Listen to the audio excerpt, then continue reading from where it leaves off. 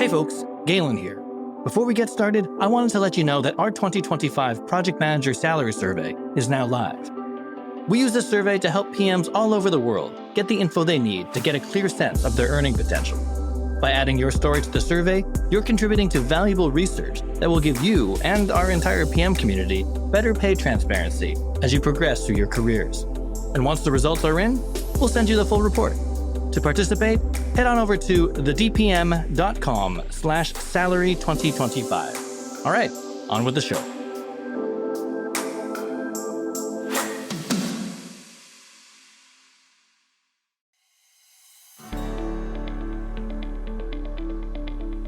Welcome to our panel discussion on getting your team out of process documentation hell using automation and AI and other technology. We do events like this once every month as a way for our members and our VIP guests to engage directly with the experts who contribute and collaborate with us here at the Digital Project Manager. For those of you who don't know me, my name is Galen Low. I am the co-founder of the Digital Project Manager and your host for today. And I've also got with me an amazing trio of agency operations experts, Alyson Caffrey, Mackenzie, and Brian Kessman.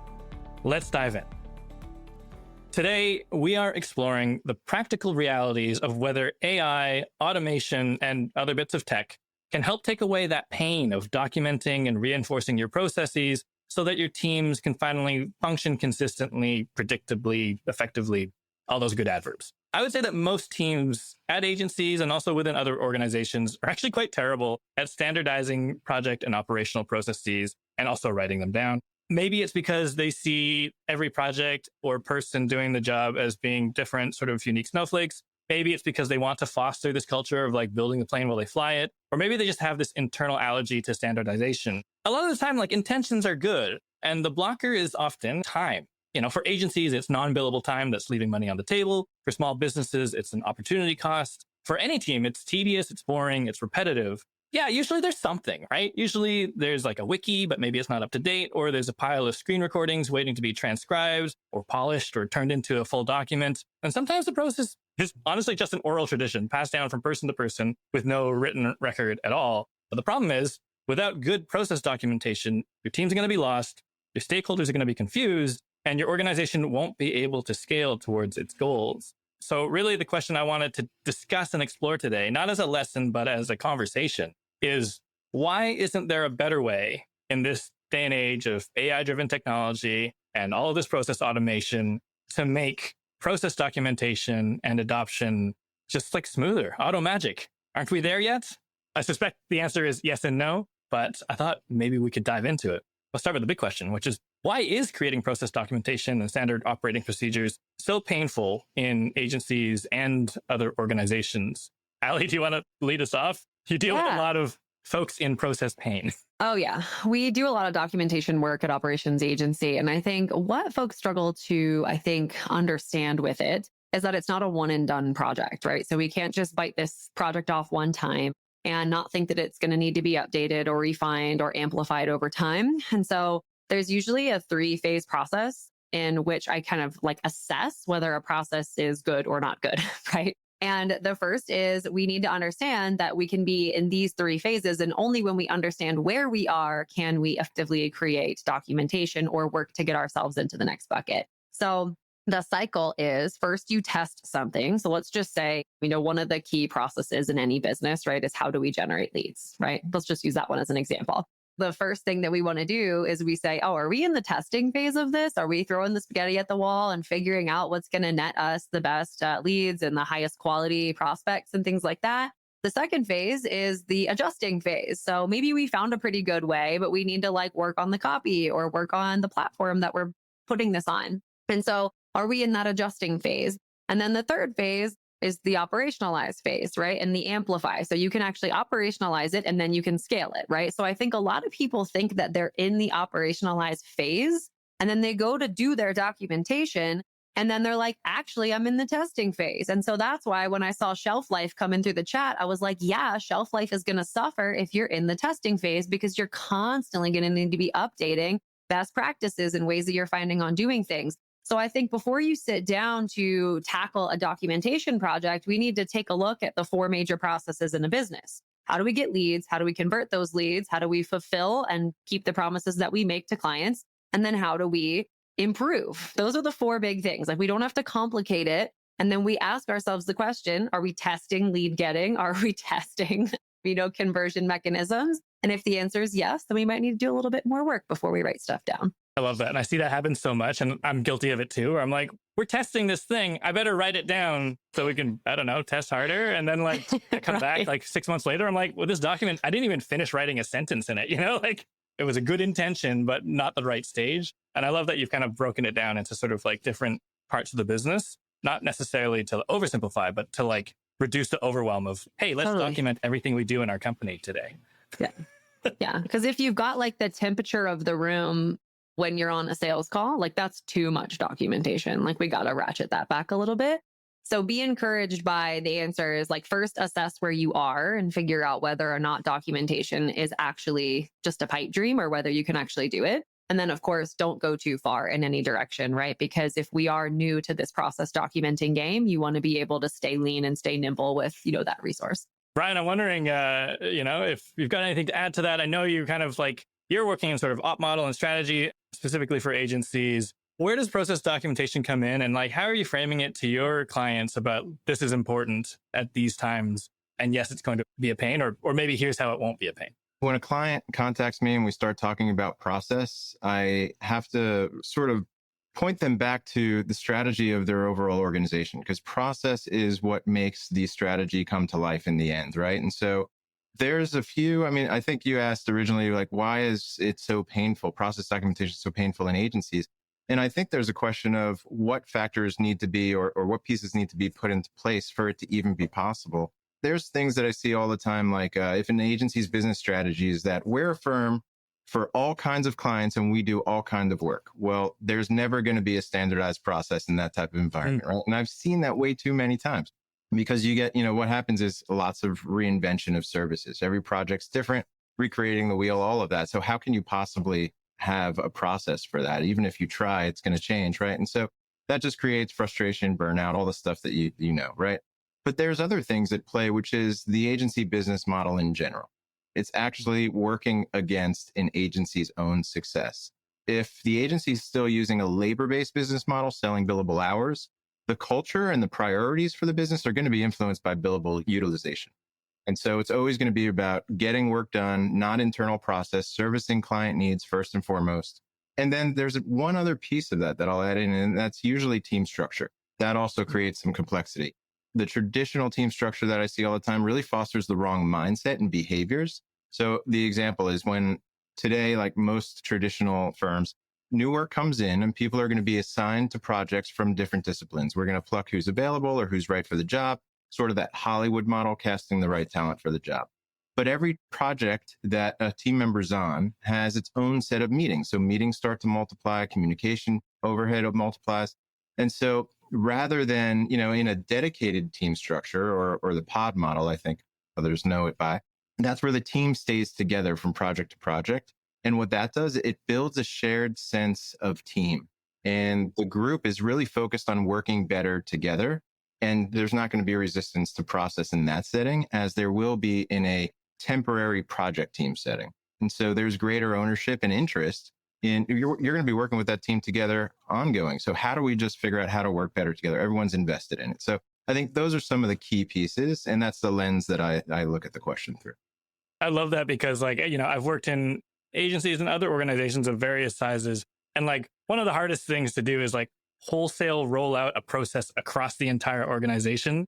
And you would need to do that if you had these sort of temporary teams that are always dynamic. And, how are we doing things all the same way? The answer is no one ever does in that configuration. But if it's your team process, then it's actually everybody's job to own that process, deliver that process, document that process. And it's not this thing that you have to go and evangelize and convince the rest of the organization. It's something that is more localized and therefore less painful to kind of define, I guess. Yeah. And I think there's still a layer of foundational structure for the firms, such as everybody needs to use the same project management system so that we can work across groups and teams and all that.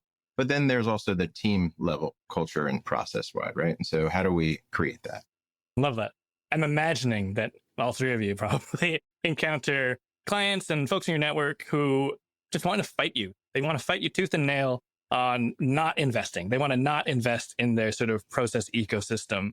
How do you sort of frame the value of this sort of investment of time to your sort of naysayer? It's great. I know that in my conversations with you, I know that this is sort of, it comes up, right? When you're working with clients of like, we don't need to do this great. It seems like a waste. Can't we just plug in the machine, turn it on and start making more money?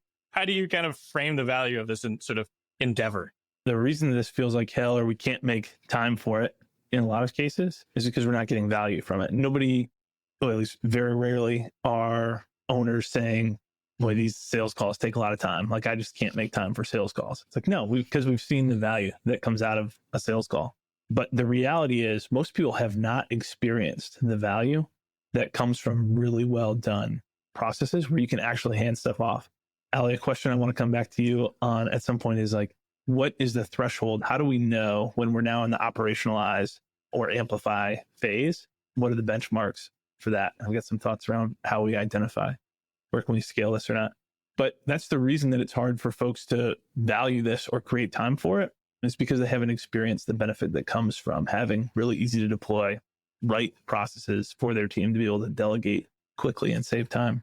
Ultimately, if it's done well, you're getting value on two different hands. The first one is the efficiency. So it's either, hey, we can do things faster, or we might even be doing things slower, but we're doing it with more cost-efficient labor model. So it's on that side. And then the other side of it is, what's the outcome? What's the efficacy of what we're doing? Not efficiency, but how effective is what we're doing? And so that piece is around, hey, remember the last 3 times that we did this and we screwed it up twice and that one client left because of that? That's the pain that we're trying to avoid.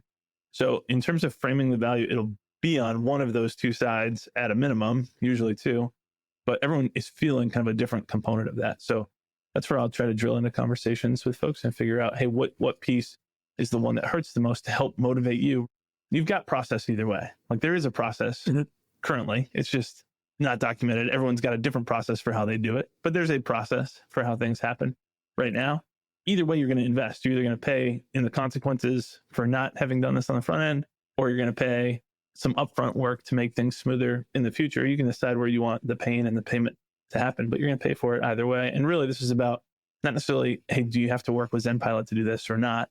We've agreed process makes sense for you, and you decide what piece is going to motivate you. Like, I'm trying to help folks get motivated to take that step towards, hey, let's invest in the areas where we ought to be investing here. I knew you would go to the attribution things, like people not seeing the benefit directly from good process design and documentation. But I hadn't thought of the other thing, which is most of us haven't seen what good looks like yet. But the pain we have is real, right? Yeah. The pain we have is real, and we can kind of get to good that would solve that pain. And I like that sort of measurement angle of like, yeah, we all have the stories of the client that left, but like, are we measuring the sort of benefit of some of the improvements we're making to process?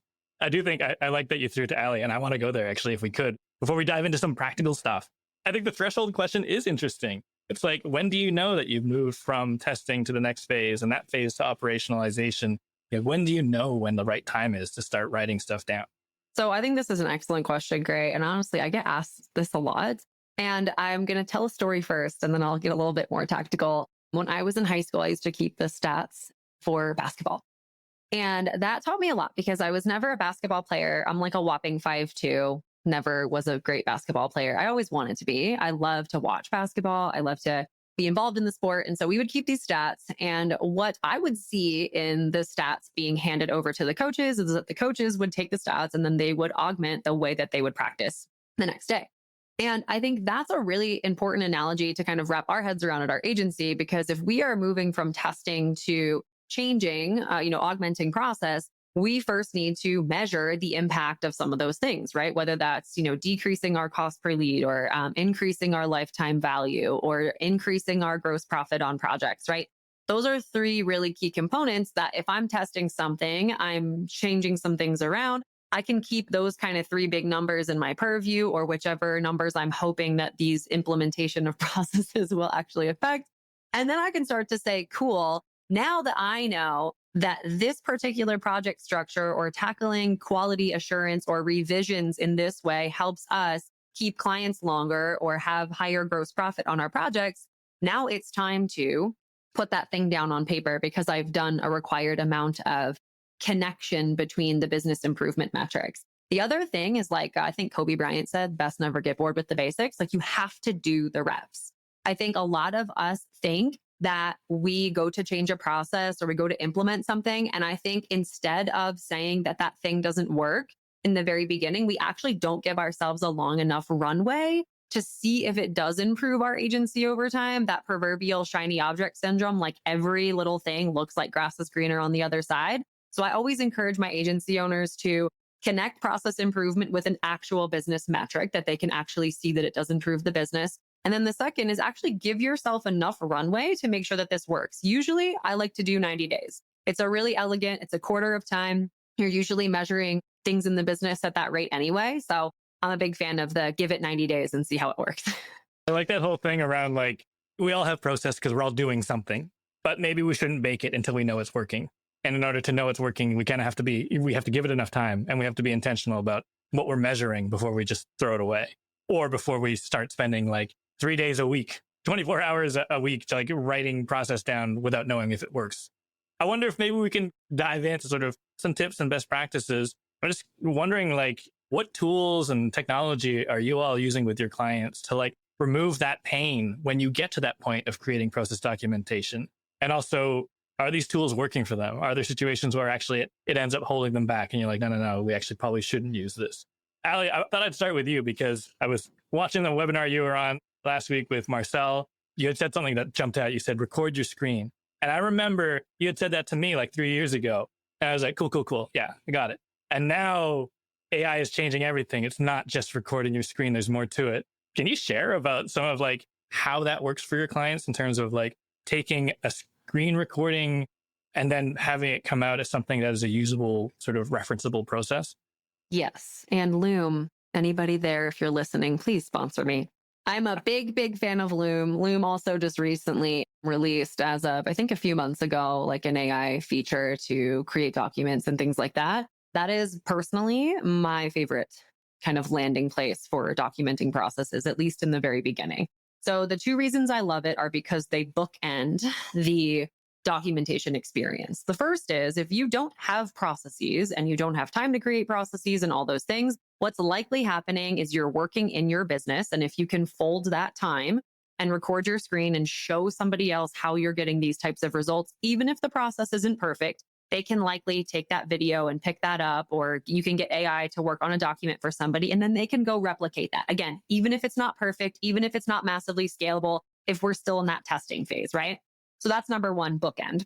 The end bookend, which I actually think is super important, is that when you go and use AI to create your processes, so we use Scribe quite a bit with our clients. I use Loom and the AI function because that fits best with my workflow.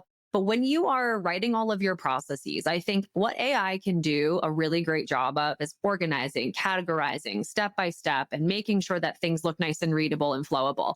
But the real secret sauce, I think, especially for agencies that are looking to grow quickly, is keeping quality under control and at the forefront. So we can go through a process, but somebody can phone it in. But we really need to know, to use Tony Robbins' definition, he says definition of done, right? Like, what is that thing that we should walk away with? And I think recording your screen does a fantastic job of being like, this is what the website wireframe should look like if you've run this process correctly. And having a wealth of examples through the one-on-one work that either you've done or an account director or a lead builder at your agency has done can help kind of amass multiple examples of what this quality should look like at your agency. So Loom all day. When in doubt, Loom it out, is my opinion. Does the Loom side ever sort of create any sort of, I was going to say limitations for folks? I was thinking of like, that paralysis of like, okay, well, we won't document this process until we have a wireframe that's good enough to be the benchmark of quality in this Loom video. And like, secondly, I'm imagining there's a lot of folks who are like, please don't make me go on camera. I don't want to be recorded. I don't want to, be sort of documented. Just let me type. I mean, no, you don't have to be recorded. So you don't have to turn your camera on. You can just, show your screen and kind of talk through things. I think that's a really important thing. And then zooming out 30,000 feet, like my opinion on operations isn't that operations in a business exist to put red tape all over stuff. It really just shows us how we rebound, like how we fix stuff that we break so that nothing falls through the cracks, right? It like seals a nice foundation for us because we shouldn't believe that for an entire year or for an entire 3 years that we're never going to find a better way to do something. That's just asinine, right? Like we're always going to find better ways to do things. Our processes are going to be improving. They're going to be changing. And so to me, I'm like, well, I'd rather just swap out a Loom video on something I found a better way to do a week from now, rather than go through the whole process of like updating the SOP and then putting it into our knowledge base and then rolling it out to the team. Those are for the things that we've already made it into phase 3 on, right? That we know we want to amplify and then I'd want to train somebody on in terms of a best practice. So I love Loom. It's a great like little incubator tool to be able to kind of share some of the things, in my opinion, that I'm working on that other people can help me with. Love that. Brian, I thought maybe I'd throw to you. Are there any other sort of tools and techniques, sort of technology hacks, I guess, so to speak, that you've seen your clients working with or that you're recommending to your clients in terms of just like how they are capturing the process of what they're doing? So just a little context on the role I play sort of in this camp. So there's 2 ways that I would help related to your question. One is first setting up an AI council with the agency so that we can determine their tech strategy and policies, all of that, and quality expectations, data security, all of that. And we choose the right tools. The second is not necessarily documenting the process on their behalf, but creating the work sessions so that we can get that from the teams, right? So that they all have that ownership over that process. And then I'll coach somebody on how to now build that out. So there are a couple tools that we would use, but we need to figure out, are we writing documentation for people or are we writing documentation for machines to automate workflows? And so there's 2 categories there. That's how I look at it, right? So for people, it's got to be easily consumable, right? So the tools that we focus on there is custom GPTs or assistants through OpenAI. And that's really easy for drafting processes. Take what you learned in those work sessions or from interviews with team members and let the custom GPT, however you configure it, write the documentation, organize your insights, the analysis, all of that as a draft. There's also, you all know this, workflow platforms, ClickUp, Monday.com, Notion. Everything has AI built in now. So is that enough? Do we really need to introduce another tool? On the video side, though, Loom is excellent. I'm not familiar with Loom's full capabilities, but I have come across a tool called Tango. If you're familiar with it, you do screen recordings and it creates the chapters and the documentation for you. I mean, you just walk through it and it'll take care of basically most of the task. Scribe is another. Someone was mentioning that in the chat. If you're a product manager, Chat PRD is a great product for writing product requirement docs, and test it for other purposes too. You'd be surprised what you get back, and it can be really helpful. And then Jasper for marketing needs. So that's all the people side of things. But then there's for the machines, right? And so the recent news from OpenAI or others in the industry are saying OpenAI will be publishing their first agent or releasing their first agent functionality by the end of the year or early next year. So now agents can follow workflow. You can automate workflows with your agents. And so if that's true, that's amazing. I'm interested to see what that's like. But there are other tools out there now where you can do that. And it's all about prompting the AI to follow the specific steps of your workflow and then combining all those agents to complete that workflow. And so Copy AI is great for any sort of go-to-market or sales or marketing needs. There's make.com, I believe it is, right, for just general workflows. And writer.com also can automate workflows. So all of those are really powerful tools. And so that's how I look at it. It's really those 2 categories. I can keep going.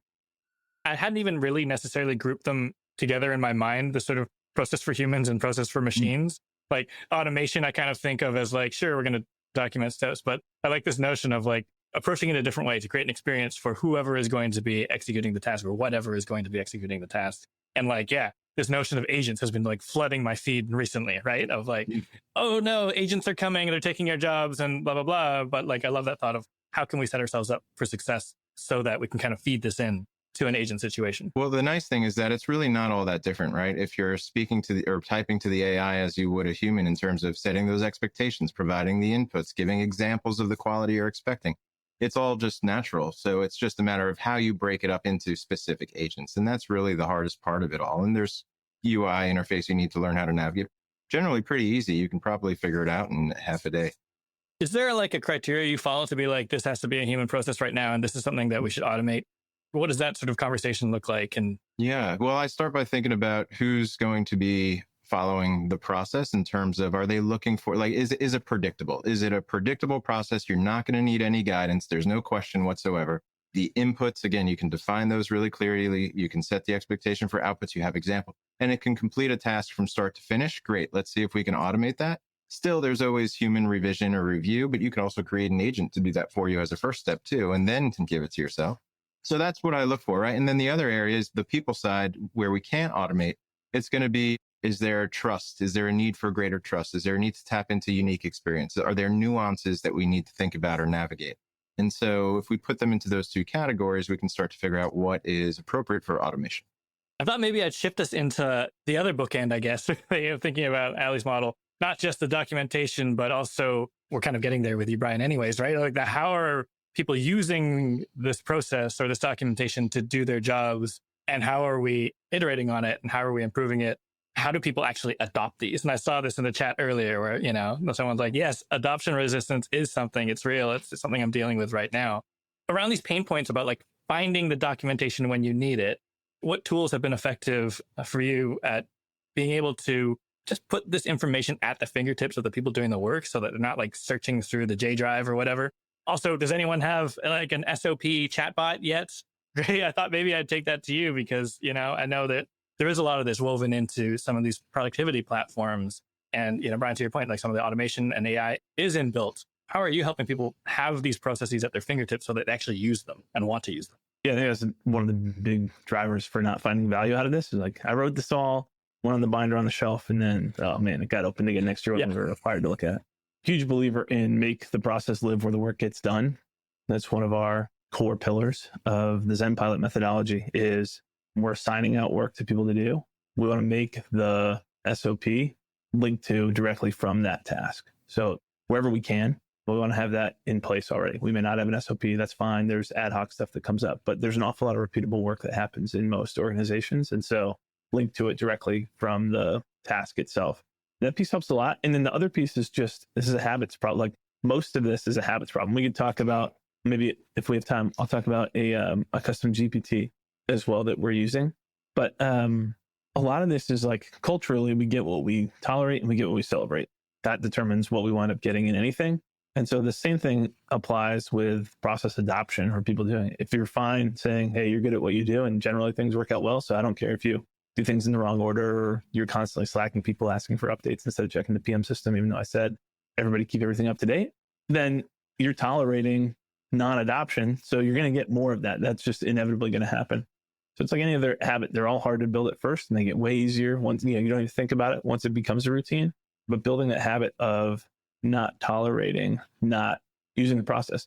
And part of that not tolerating has to be like, well, what's the reason? You've got to be a little bit introspective and realize you're not following it because it's a bad process or because it's too cumbersome to, Ali and Brian both mentioned, hey, how do we make this simple and consumable for people? And that's a piece of it. If you throw a 6-minute Loom video to me, there's no way I'll follow that my first time ever doing it. Other than that, like give me the bullet points real quickly. So using Loom to get it, that's way more efficient to get it out for the first time. That makes total sense. Using Loom for somebody's first time doing it or first time doing it in a long time, that makes total sense. But then combining that with, hey, here's the bullet points and here's the timestamp to go grab what you need.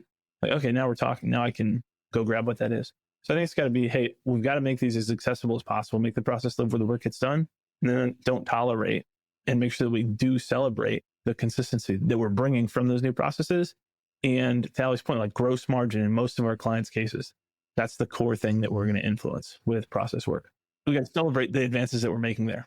I'm totally that guy too. Like I feel so triggered right now because I'm that person. I'm like, yeah, you're smart. If you don't follow the process, like that's fine. Like I celebrate you because I hired you as a smart individual, but it doesn't mean that them following a process makes them not smart. My why for having a process is so that when I don't have a small team, my team gets bigger. It's not the Wild West, right? And we can kind of grow and it won't be chaos. And so if I can kind of remember that, it will be a lot of work for me not to celebrate, to sort of like, be a professional human. That's fine. I know you get the job done without sort of seeing the long game, which is like, but later when I have 27 smart, capable humans all doing different stuff, all doing one thing, 27 different ways, it's going to be a problem. Can we dive into that custom GPT? Now I'm intrigued. You teased it. Yeah. So there's a couple different ones that have been very helpful for us, but one simple one is, so we're helping teams take the processes they have and build out kind of what does the workflow look like in ClickUp specifically. And so that means, hey, we're using a parent task here as your deliverable, and then each of the individual action tasks or actionable steps are subtasks beneath that.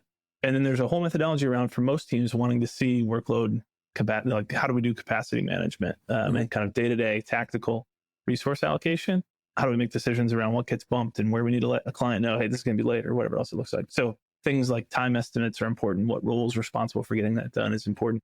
So one of the custom GPTs that we get built, you throw in kind of a screenshot of, hey, here's what I've got built as a template. It gives it a grade on a scale of 1 to 10, and it tells you what specifically should look different. So naming mechanisms, keeping those consistent is pretty important. So like your deliverable is a noun, and then each of the tasks is, it's going to start with a verb. Is there an estimated amount of time? Are there dependencies set between tasks? Do we have a timeline here that we normally follow in our workflow? And so it'll go through and spot any issues and point out, hey, here's what doesn't make sense or what could be better, so that you can have a whole variety of people creating those, because that's a huge piece. Is otherwise you get one person does this one global overhaul one time, and then it's all out of date 6 months later, and it doesn't matter at all. So we need to have the ability and the muscle built by various team members, the people who are actually good at what they do, to get stuff in there, but they're not going to remember everything or build it the right way the first time every time. And so that has been a really useful custom GPT that we're using. I really like that. Actually, I wonder if we can kind of dive in there too, because like this whole notion of keeping things up to date. And I see some of the questions and we'll kind of get into them as well. But like, what does that look like for some of the others here on the panel?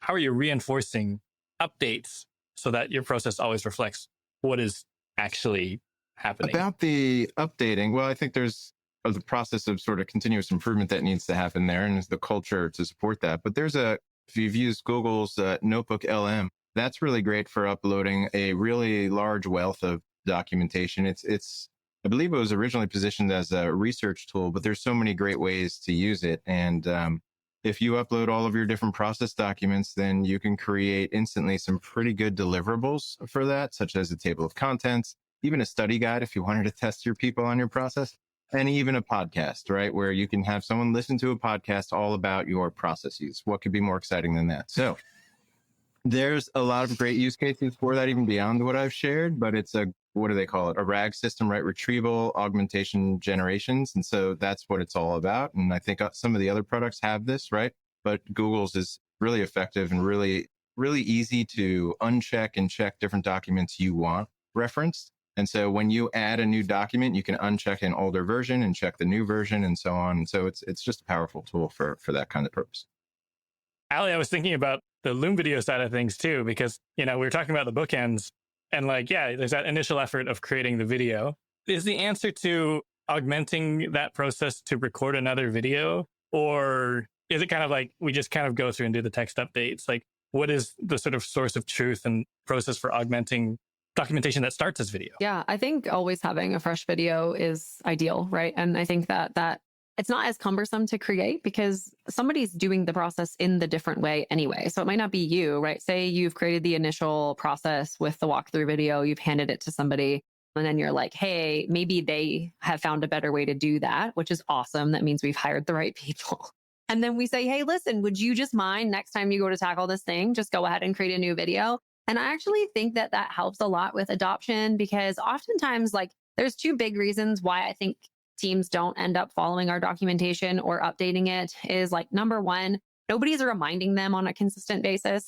Like, I read a Patrick Lencioni book recently, and he was like, you need to be chief reminding officer, like as the CEO of your company. And that's a really important function. So if it doesn't live with you as like the founder, CEO, leader, it needs to live with somebody.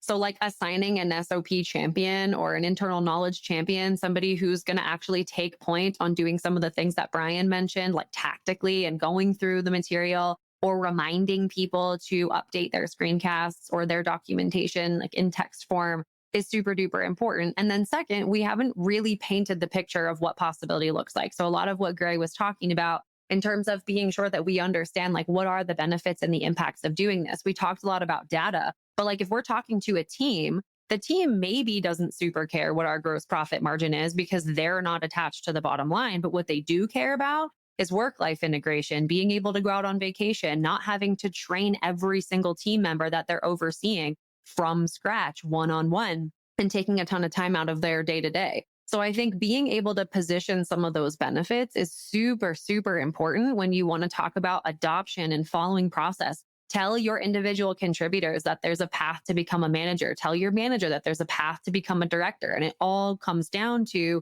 being able to create some of this repeatability and being able to kind of create a Google for your business, because I think the power of Google is that it has so many contributors. It's not just one person word vomiting all of their opinions and thoughts and facts on everybody. So like your knowledge base and your processes become stronger when there's lots of contribution as your team grows.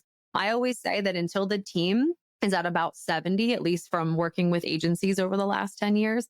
So until you're about 70, operations or process documentation is like a small portion of everybody's role instead of just like one department's role, if that makes sense. So I think if you're an agency listening to this and you're like, yeah, I'm a team of 30, it's like, cool. 10% of everybody's job description is you help improve processes, you help document procedures that specifically relate to your role. I love that idea of like Google for your company and multiple contributors. And it's like, let's let the good ideas sort of rise to the top. All right, I'm going to go into Q&A. The first one is, it's kind of about sort of remaining agile. The question is, what kind of solutions have people come up with to remain agile while at the same time setting up parameters and guidelines so new hires have a good starting point? Which I think is a super juicy question, because we're talking about this notion of like Google for your company, and how do they know which one is the right one to follow? How can it be sort of clear? What solutions have we come up with to sort of be agile, but also not chaotic? Does anyone want to take that? So there's operating principles. Start there. I think, how are we all going to work together? What are the principles that we're going to all agree to? There's you can borrow lots of principles from Agile and just translate them to the creative space, being sensitive of the limitations that Agile may put on the creative process. But we can certainly learn a lot from Agile and Lean as well. Lean in terms of eliminating waste in processes. What's your minimum viable process? Let's think in terms of that way, how we define our processes, only looking at the most important, those that impact revenue or client experience and so on.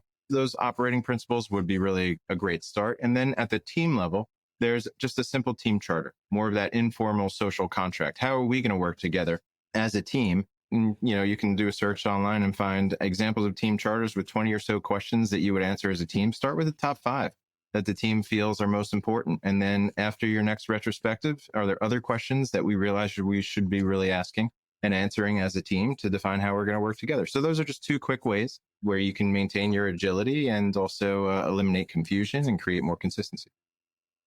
I like that sort of charter approach and like community approach as well. And it ties into what you were saying earlier in the discussion about maybe having like dedicated teams, smaller groupings of people that are like working together often.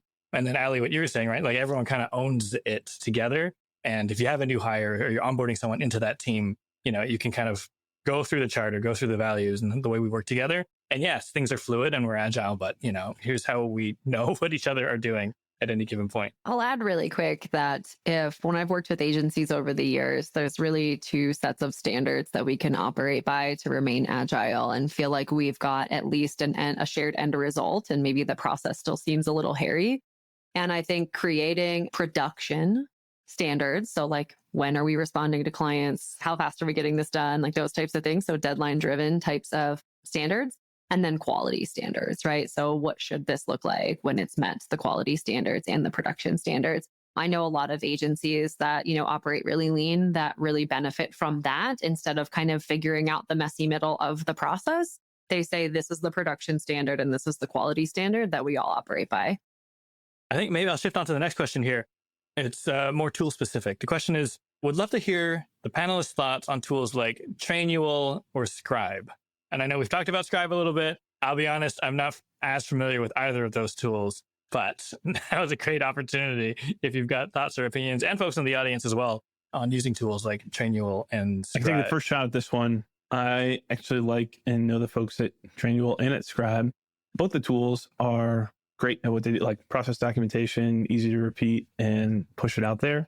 I think they are a really dumbed down version of a project management tool with some features that are enhanced. And I think for most teams, you should pick between 1 or 2 of the, like either do a PM tool and build it into your knowledge management tool as well, or go the other way and say, we're going to use this knowledge management tool. We know that we are sacrificing some PM capabilities, but running those in concert has just led to a lot of challenges for teams. And there's some teams who use it and love it. And they're like, hey, we have stuff in our PM and we link out to that. And that makes sense. So I realize that there are some cases where that it does make sense to have both, but across the thousands of teams that we have seen and worked with, way more frequently the results in terms of gross margin and efficiency and efficacy get improved when they just pick one or the other. Like, yeah, too many tools syndrome. And to your point, like someone looking at that might not make that connection that a PM tool can do some of those things. You don't need both necessarily. It looks like you might need both, but it might not be the right answer. It's interesting. Brian, Allie, any thoughts on things like Trainual and Scribe? I'm a partner at Trainual, so I have to go ahead and shout from the rooftops. I super love Trainual. We were actually one of their first certified partners. So I've been working in Trainual for the last 6 years. I think that for my higher growth companies, ones that know that we're about to enter into a season of hiring, or maybe an agency that has an acquisition-based growth model, we've actually seen a ton of solid success with Trainual, because Trainual, one of their core values is like getting people up to speed. That's like the name of the game. And so when a new person joins the organization, or when organizations merge, there needs to be like an adoption time. And I think on-ramping with Trainual, using your standard operating procedures, putting all of that information in one place, it's really user-friendly. But from a pure like AI documentation perspective, Loom and Scribe are really incredible tools. If you're not like entering into a massive season of hiring, or if you don't have an acquisition-based model, I think that using Scribe to keep everybody on the same page, and Scribe can be embedded, like Ray was saying, in project management tools. I'm also a big fan of like keeping the information where the work is done. I always say that you should be like 1 to 2 clicks from anything you might need inside of the organization. So if we know like, okay, we're doing the work in this platform and it easily links to some of the knowledge and all of that stuff, I think it's really great. And I agree that keeping the project management tool for project management and keeping the documentation tool for documentation is super important. And I do see a lot of companies benefit from having both, but integrating them and making sure that rules of engagement are established is super important. So what goes into which tool is a critical element. Love that. Goes back to that charter thing too, right? I've got the 2 questions in the queue. I want to see if I can get to them both in 3 minutes. We're going to try. But one of the questions is, are there any tips on prompts that people have used for AI to help build processes? Are there any sort of prompts that y'all have been playing with to sort of help build processes? I'll go super quickly on this one. I've just prompted it for the like level of the person who's going to see it. So like I'll take some of the documentation that we have and I'll prompt it to say, if I was a new hire at this company that does this, like what would you change about the documentation, and just paste in what we have. Cool. And that has been helpful for some of the onboarding stuff. So that's maybe the one thing that pops to mind that as condensed a version as I can think of. I like that. Brian, any good prompts? And you're quite deep into it. It's hard to say, here's a prompt that's going to work for you when everybody's situation is so different. Everybody's audience is so different, as Gray was saying. So I think it's more about the principles. And it's just as if you were managing somebody or helping to guide a new hire in your office. Just be very specific about what you're looking for, who they're developing it for, what you need the outcome to be, right? And then provide any sort of additional context and the task for exactly what you need, even the format that you need it in. If you have even a template without the information in it, but just showing the headers and all of that, as specific as you can be, then you'll get better results that way. I like that. I also like that the answer wasn't, here's a prompt to create a process that you don't have now from scratch. Please generate a process for me. Act as an agency that wants to grow real fast. It would be helpful to have a prompt that helps you write a prompt for a new process or something like that. I mean, you could certainly develop that, or a prompt really more useful would be something that asks you for the right information that you need in order to create the right kind of output, so that it's at least guiding your thought process for you. I think that would be something helpful and useful. I've developed something like that. It was a virtual chief pricing officer. And so basically it would help agencies price their work into 3 different options and understand if you're up against a price-driven buyer or a value-driven buyer, and it would give you pricing strategies and all of that. But it does the same thing. It asks you the questions it needs to know to execute the task. So aim for something like that. Boom. I love that. I think I'll wrap it there. A very big thank you to our panelists for volunteering their time and knowledge today. Gray, Brian, Allie, this was so much fun. I always love chatting with each of you. Glad we had this opportunity to get all 3 of you in the same room together. This has been a slice. Same here. Thanks for having us. Thanks, Galen. Appreciate you. All right, folks, there you have it. As always, if you'd like to join the conversation with over 1,000 like-minded project management champions, come join our collective. Head on over to thedigitalprojectmanager.com/membership to learn more. And if you like what you heard today, please subscribe and stay in touch at thedigitalprojectmanager.com. Until next time, thanks for listening.